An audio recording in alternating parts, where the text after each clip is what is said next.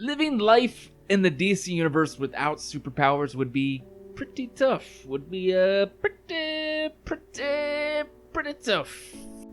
Could you imagine being late for work because Mr. Freeze iced over some roads? Or maybe you're out in the park enjoying your breakfast spaghetti, when all of a sudden a man dressed up like a bat beats the shit out of you for some unpaid parking tickets. In a world like that, you would feel almost powerless?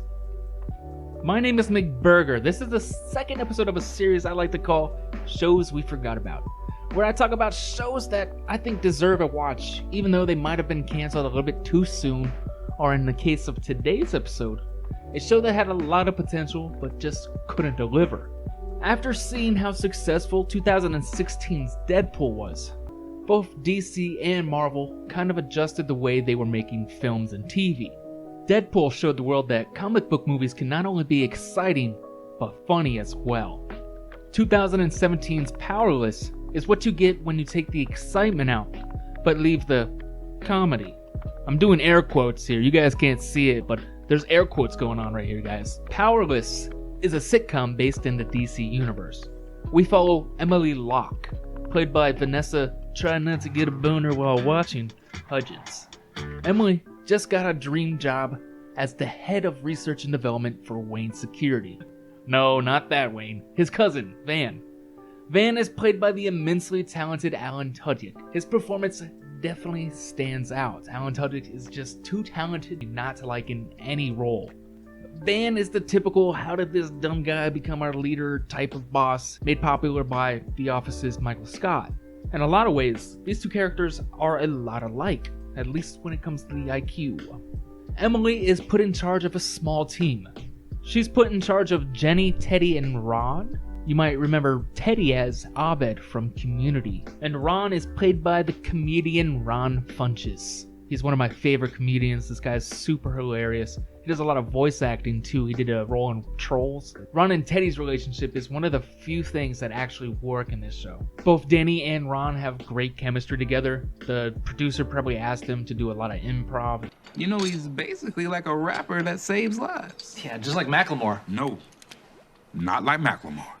You can tell they had a lot of fun.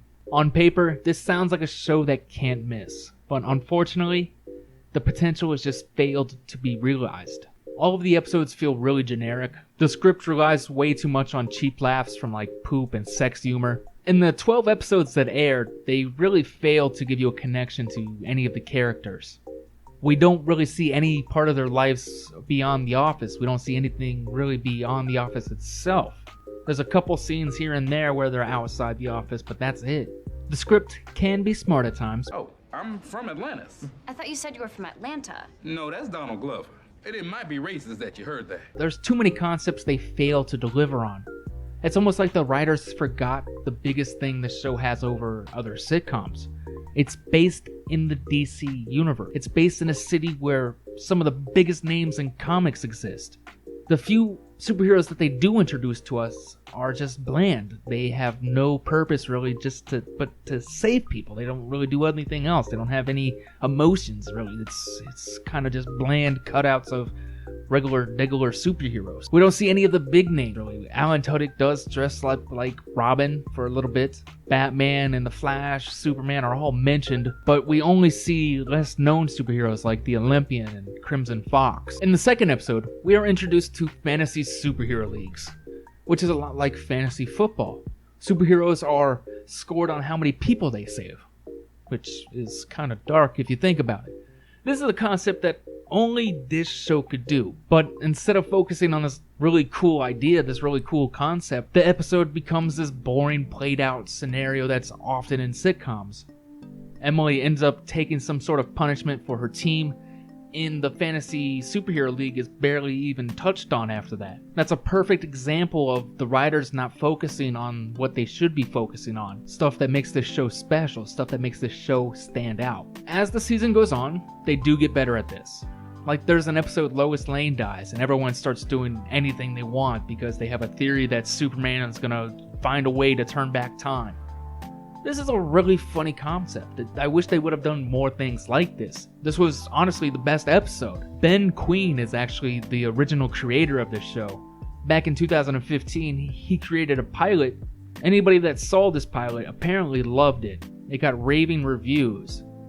Unfortunately, for some unknown reason, Ben Quinn had to leave the project, but his show remained.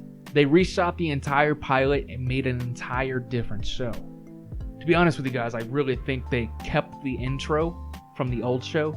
It has a totally different feel than the actual show. It's really badass, has an old-timey comic book feel to it.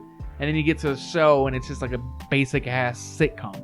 I really thought this show was going to be about regular people living in the DC universe.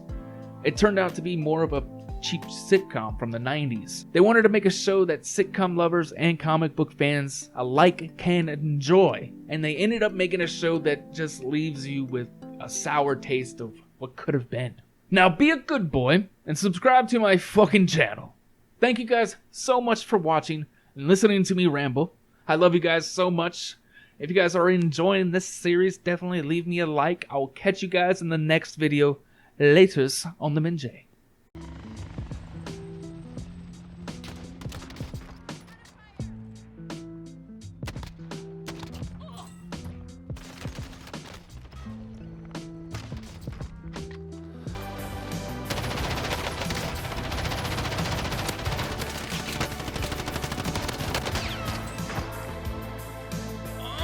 Get it!